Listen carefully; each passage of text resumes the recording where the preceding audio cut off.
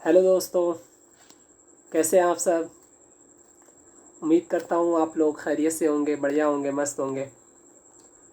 तो जैसे हमने पिछले वीडियो में डिस्कस किया था 2019-20 और 2018-19 के क्वेश्चन पेपर को, आज हम इस वीडियो में डिस्कस करने वाले हैं 2017 और 18 के क्वेश्चन पेपर को। अगर आप इसी तरह मेरे साथ जुड़े रहेंगे तो इंशाल्लाह हम बहुत जल्दी 10 साल के क्वेश्चन पेपर को कवर करेंगे। और मैं आपको उम्मीद दिलाता हूँ कि अगर आप उर्दू में आपको किसी भी तरह की कोई क्वेरी है, कोई परेशानी है, किसी भी तरह से कोई बात है, तो आप कमेंट करें, हमें बताएं। इंशाल्लाह आपको सारी क्वेरी, सारी परेशानियाँ आपकी दूर हो जाएंगी। कोई भी क्वेरी आपकी रहने वाली नहीं है। तो आइए, वक्त कम है, वक्त को काफ़ी बचाना है, हम शुरुआत करते हैं। सबसे पहले सवाल की तरफ बढ़ते हैं कि लफ्ज़ फ़िक्र की जमा क्या है। जैसे हमने पिछले वीडियो में भी पढ़ा था कि जमा किसे कहते हैं। जमा कहते हैं प्लूरल को, और वाहिद कहते हैं सिंगुलर को। तो इसके अंदर लफ्ज़ फ़िक्र की जमा क्या है। तो फ़िक्र एक सिंगुलर है और हमें इसका प्लूरल बताना है।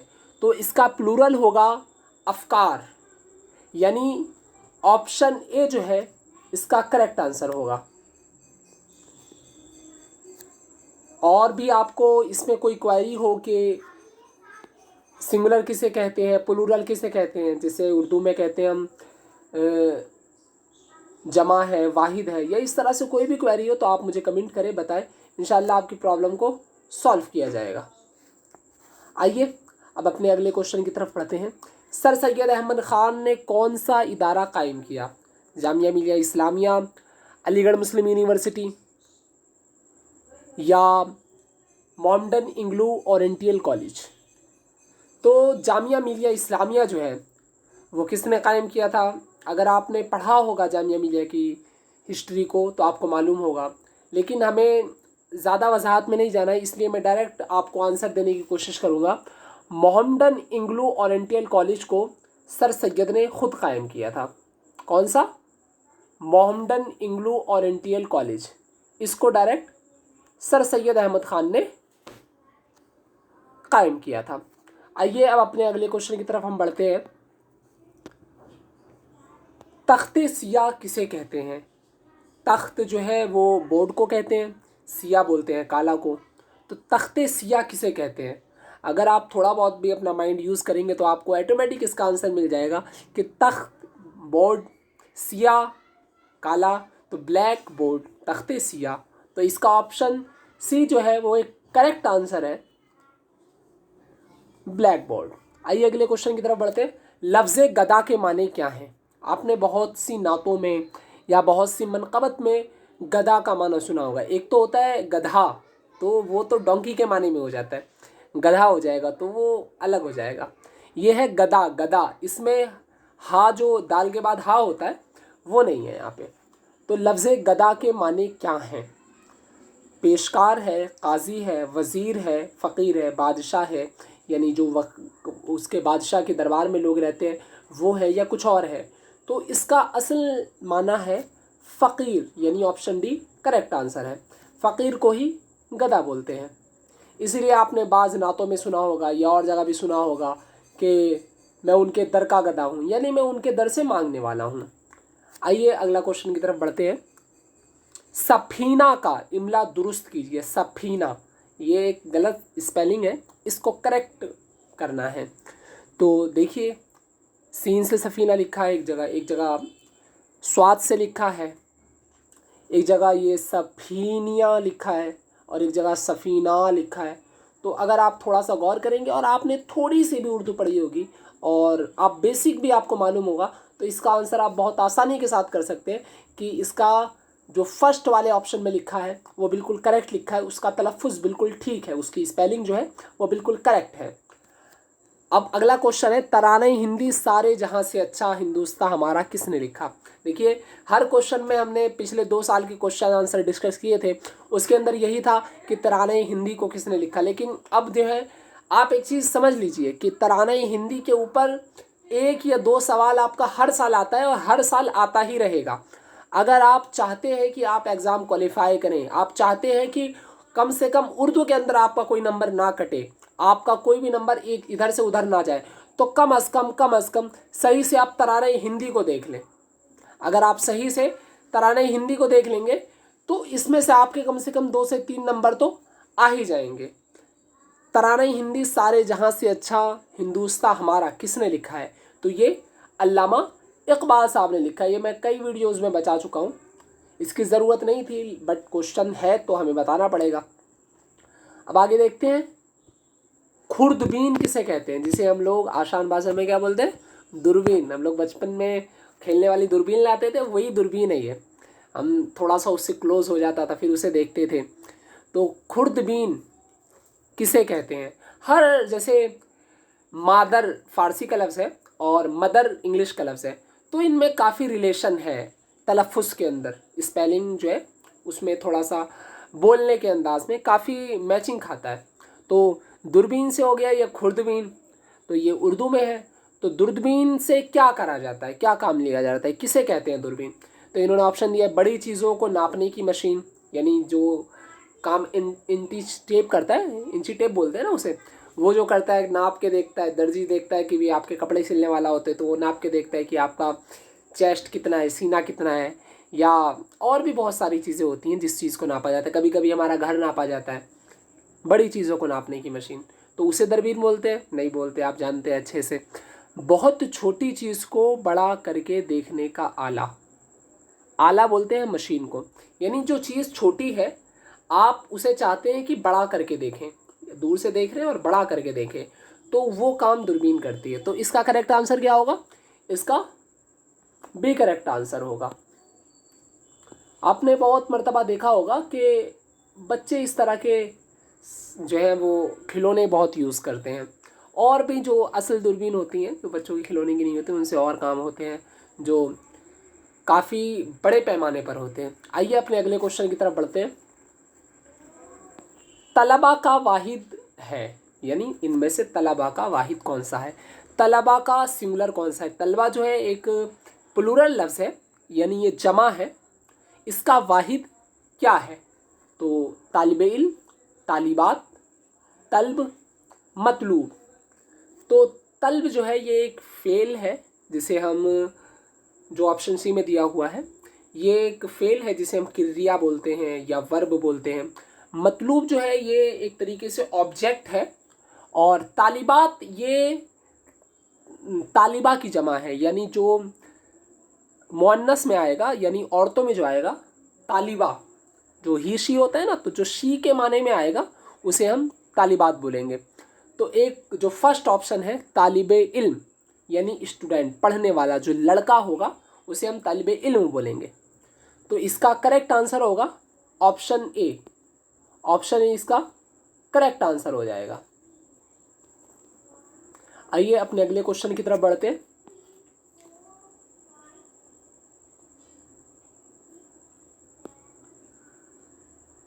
काबुल में आज़ाद हिंदुस्तान की पहली आरज़ी हुकूमत कायम की गई, तो मौलाना बरकतुल्लाह भोपाली को क्या बनाया गया? सदर बनाया गया, वज़ीर आज़म बनाया गया, वज़ीर ख़ारजा बनाया गया, या जेल में डाल दिया गया? सदर बनाने का मतलब क्या होता है? सदर बनाने का मतलब होता है वहाँ का प्रेसिडेंट बना देना। वज़ीर आज़म बनाने का मतलब होता है प्राइम मिनिस्टर बना देना। वज़ीर ख़ारजा, वहाँ पर अगर आपने हिस्ट्री थोड़ी बहुत पढ़ी होगी तो आपको मालूम होगा कि काबुल में जब हिंदुस्तान की पहली आरज़ी हुकूमत कायम की गई, यानी जो टेम्परेरी हुकूमत कायम की गई, तो उस वक्त मौलाना बरकतुल्लाह भोपाली को वहाँ का वज़ीर ख़ारजा बनाया गया। क्या बनाया गया? वज़ीर ख़ारजा, यानी ऑप्शन सी जो है इसका करेक्ट आंसर है। हम आगे की तरफ बढ़ते हैं। हमारा ये 2017 और 18 का लास्ट क्वेश्चन है। हम इसके बाद 2016 और 2017 के क्वेश्चन को डिस्कस करेंगे। हम पढ़ते हैं, मुंदरजा झेल शेर का दूसरा मिसरा क्या होगा? मुंदरजा झेल यानी जो नीचे लिखा हुआ है शेर, उसका दूसरा मिसरा क्या होगा? मिसरा यानी दूसरी लाइन क्या होगी? तो मज़हब नहीं सिखाता आपस में बैर रखना, यानी हमारा कोई भी रिलीज़न ये नहीं सिखाता कि हम लोग आपस में दुश्मनी रखें, आपस में जो है एक दूसरे से बैर रखें या एक दूसरे को शत्रु बना लें। ये कोई भी रिलीजन नहीं सिखाता। तो मज़हब नहीं सिखाता आपस में बैर रखना। मैंने आपको कई वीडियोस में बताता हुआ आया हूँ और इस बार फिर बता रहा हूँ। अभी इसी वीडियो में मैंने पीछे भी आपको बताया था कि जो तराना हिंदी है जिसको अल्लामा इकबाल साहब ने लिखा है, आप उसे कम से कम सही से देख लें, उसे एक बार पढ़ लें, क्योंकि इससे हर साल 2 से 3 क्वेश्चन पूछे ही जाते हैं। इस साल भी देखिए इसी पेपर में आप देखेंगे एक क्वेश्चन इसका पहले पूछा गया था और एक क्वेश्चन अब पूछा जा रहा है। जो क्वेश्चन नंबर 6 था, ये वाला क्वेश्चन जो है क्वेश्चन नंबर 6, इसमें यहाँ पूछा गया है इसी के बारे में। अब ये देखिए क्वेश्चन नंबर 10 में, क्वेश्चन नंबर 10 में इसको दोबारा पूछा जा रहा है। तो यानी एक मरतबा आप कम से कम इसे सही से देख लें ताकि आपको इससे कोई, इसके ताल्लुक़ से कोई डाउट ना हो, आपको इसके ताल्लुक़ से कोई परेशानी ना हो। तो इसका दूसरा शेर क्या है? ये बहुत मशहूर शेर है, बहुत फेमस शेर है, शायद आपको पता होगा इसकी दूसरी लाइन, मज़हब नहीं सिखाता आपस में बैर रखना। इसके बाद ये आएगा, इतरा इतरा इतरे इतर इतर किनारे जब कारवां हमारा, हिंदी है हम वतन है हिंदुस्तां हमारा, सदियों रहा है दुश्मन दौरे ज़मा हमारा, गुलशन है जिनके दम से रश्के जिना हमारा। तो अगर आप इस शेर को मिलाएंगे तो आपको खुद ही पता चल जाएगा कि इसका दूसरा मिसरा क्या है। तो आइए हम इसका करेक्ट आंसर लगाते हैं। इसका करेक्ट आंसर है, हिंदी है हम वतन है हिंदुस्तां हमारा, यानी हम लोग हिंदी है। एक बात और बता दूं, पहले उर्दू को भी हिंदी ही बोला जाता था, पहले उर्दू को ही हिंदी बोला जाता था। कभी कभी ऐसा पूछ सकता है आपको कि रेख्ता कौन सी लैंग्वेज को बोला जाता था, तो रेख्ता उर्दू को बोला जाता था, हिंदी भी इसको बोला जाता था, हिंदी भी इसको बोला जाता था, कभी कभी इसे टूटी फूटी ज़बान भी बोला जाता था। अगर आप लिटरेचर को पढ़ेंगे तो आपको मालूम होगा कि इसे क्या क्या बोला जाता था। आइए अब हम अपने अगले क्वेश्चन की तरफ बढ़ते हैं, यानी जो हमारा 2016 और 17 का क्वेश्चन पेपर है उसकी तरफ बढ़ते हैं और उसको डिस्कस करते हैं। देखिए अब आपकी और हमारी स्क्रीन के सामने 2016 और 17 के क्वेश्चन पेपर आ चुके हैं। ये 2016 और 17 के जो 6 क्लास वाले क्वेश्चन पेपर हैं वो आ गए हैं। देखिए इसमें जो फर्स्ट क्वेश्चन है वो ये है, लफ्ज़ मज़हब की जमा क्या है। मैंने आपको पहले ही बताया था, अभी 2 मरतबा इसी वीडियो में बता चुका हूँ, टू टाइम आपको बता चुका हूँ कि मज़हब तराने हिंदी के अंदर जो है मज़हब नहीं सिखाता। अभी जो इससे हमने लास्ट क्वेश्चन डिस्कस किया था उसके अंदर बताया था कि मज़हब नहीं सिखाता। तो अगर आप उसमें थोड़ा सा भी गौर करेंगे तो आपके काफ़ी हद तक सवालात हल हो सकते हैं, यानी आप काफ़ी नंबर सिर्फ एक तराने से पा सकते हैं अगर आप उस तराने पे सही से गौर करें तो। हम क्वेश्चन पढ़ते हैं, लफ्ज़ मज़हब की जमा क्या है। यानी मज़हब एक है, इसका एक वचन है और इसका बहुवचन क्या है मज़हब का। तो मज़हब का बहुवचन क्या होगा? रस्म व रिवाज, मज़ाहिब, मजहबियात, इनमें से कोई नहीं। तो आप बिल्कुल इसका करेक्ट आंसर है मज़हब का मज़ाहिब ही होगा, यानी इसका ऑप्शन बी बिल्कुल करेक्ट आंसर होगा। आइए अगले क्वेश्चन की तरफ बढ़ते हैं।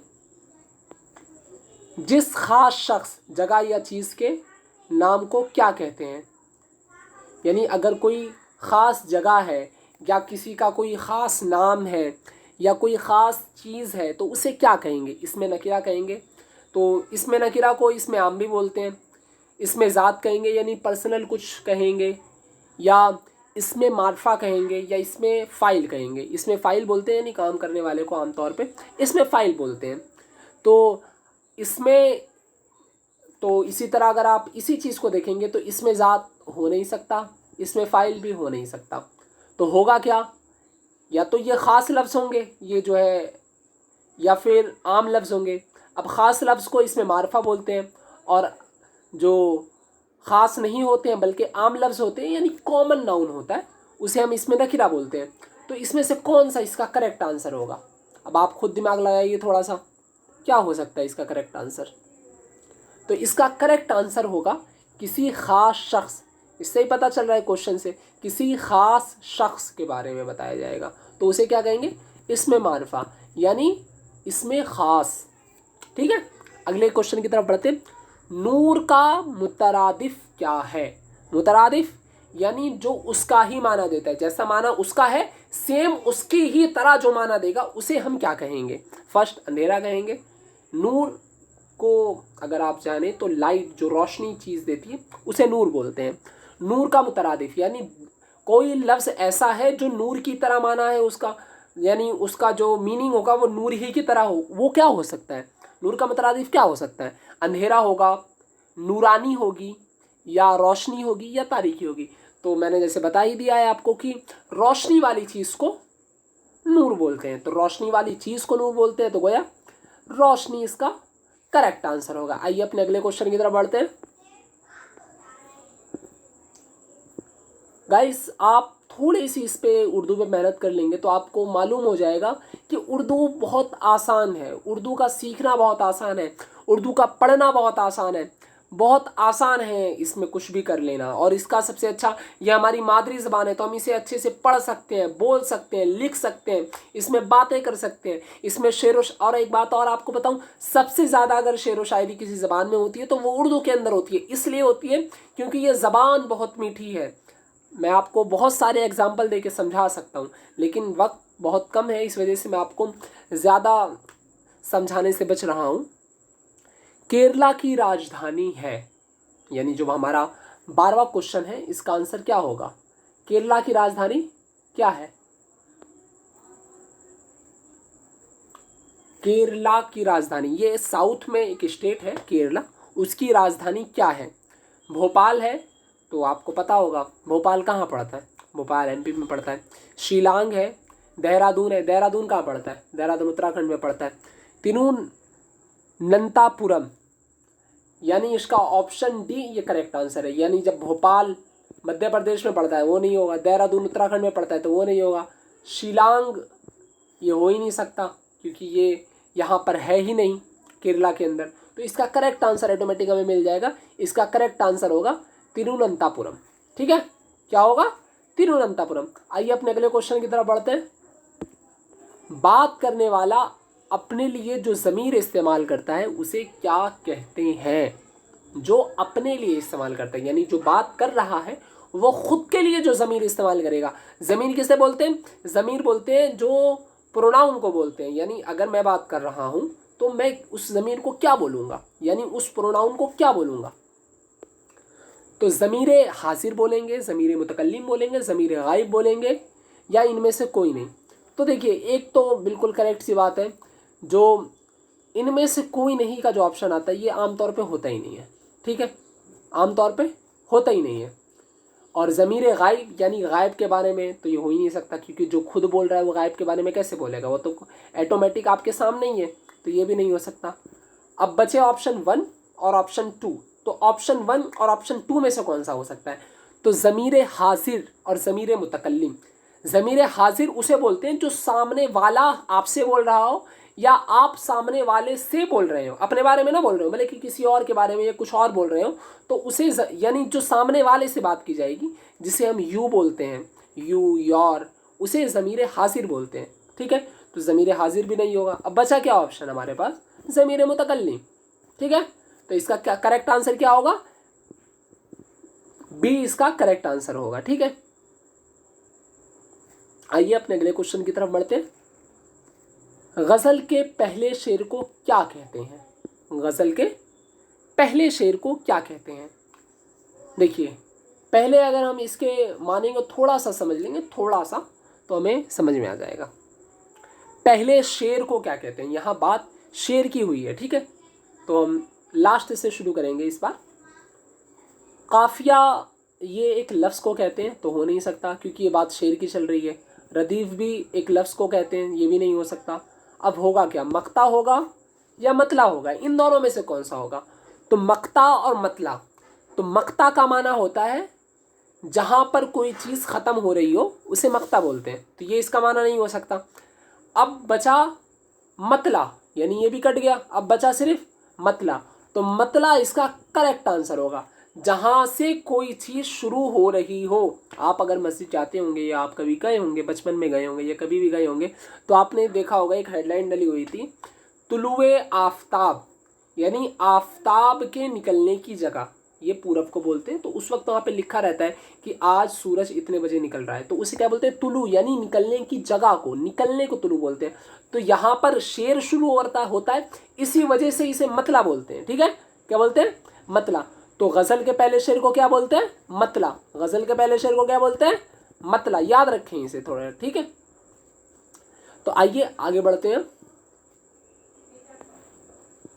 इनमें से कौन सा लफ्ज़ मुसक्कर है, यानी जब इसे बोला जाता है तो इसे जो बोलने का अंदाज होता है तो इसे हम मुसक्कर बोलते हैं। मुसक्कर यानी, मुसक्कर को क्या बोलेंगे, स्त्रीलिंग और पुल्लिंग बोलेंगे ना, कि औरत की ज़बान में बोला जाता है या मर्द की ज़बान में बोला जाता है। तो मुझे भूख लग रही है, तो ये औरतों की तरह हो गया ना, मुझे भूख लग रही है।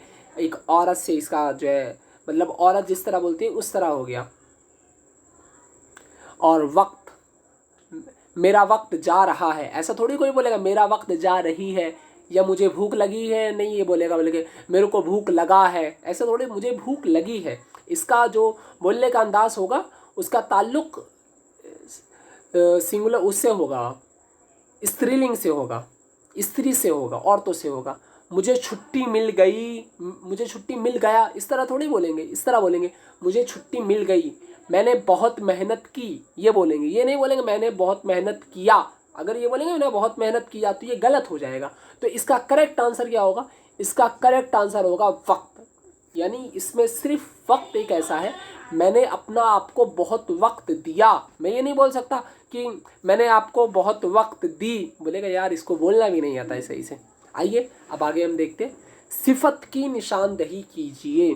अब सिफत किसे बोलते हैं, सिफत बोलते हैं एडजेक्टिव को, यानी जो किसी नाउन की या प्रोनाउन की या फिर एडजेक्टिव की या वर्ब की विशेषता को बताए या अदर जिस चीज़ को बताता है उसे हम क्या बोलते हैं, आमतौर पे सिफत बोलते हैं। ठीक है, तो इसमें इस्म की या फिर फेल की उर्दू में बोल सकते हैं, जो इन तमाम की सिफत को बताए। सिफत क्या हो सकता है, काला, पीला, नीला, मोटा, भैंसा, पता नहीं क्या क्या बोलते हैं ना, चिढ़ाने के लिए बोलते हैं, बोले ये बहुत मोटा है, ओए मोटे इधर आ, तो हम उसे गोया उसकी सिफत से बुला रहे होते हैं।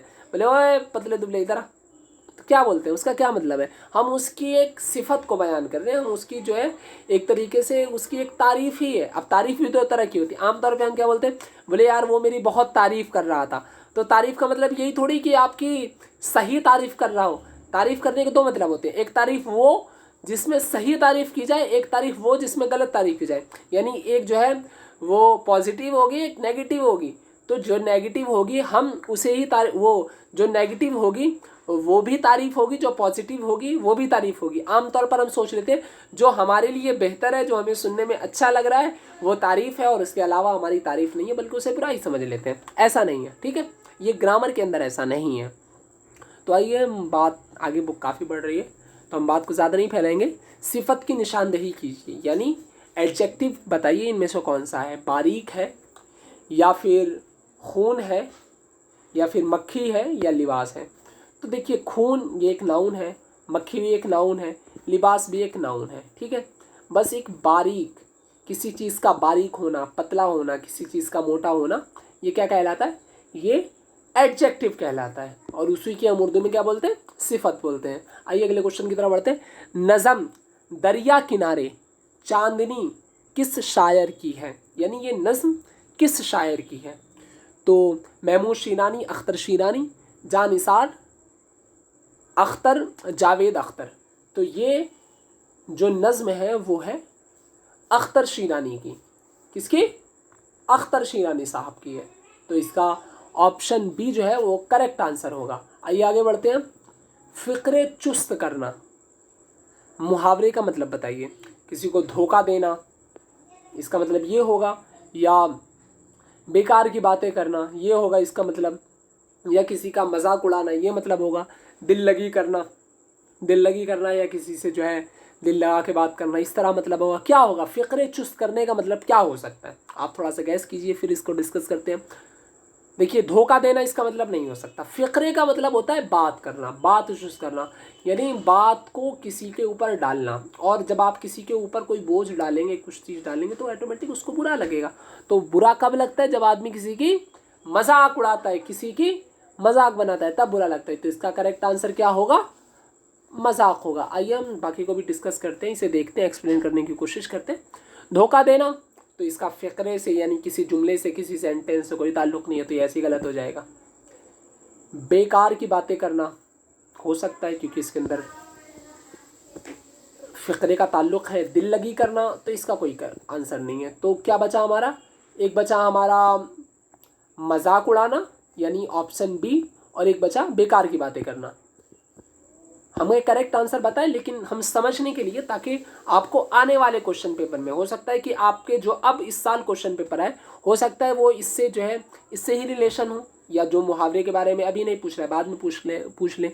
तो बेकार की बातें करना यानी फजूल गोई करने को बेकार की बातें करना बोलते हैं। मजाक उड़ाना करेक्ट आंसर यानी ऑप्शन सी गलत, और ऑप्शन बी हमारा करेक्ट आंसर।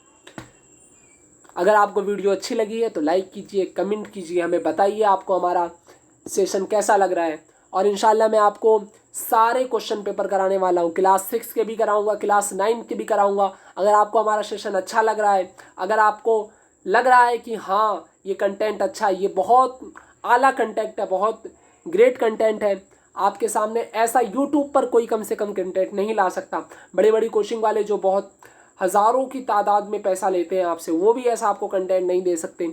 ये बहुत कम पैसों में बहुत अच्छा कंटेंट है, आप इसे इंजॉय कीजिए, इसको पढ़िए। अगर आपको कुछ समझ में नहीं आ रहा है तो कमेंट कीजिए, हमें बताइए, इंशाल्लाह हम उस पर ही वीडियो लेकर के आएंगे। तो अब आपसे मैं जो है वो अलविदा चाहता हूँ। इंशाल्लाह अगली वीडियो में फिर मिलेंगे और आगे के क्वेश्चन पेपर डिस्कस करेंगे। अस्सलाम वालेकुम।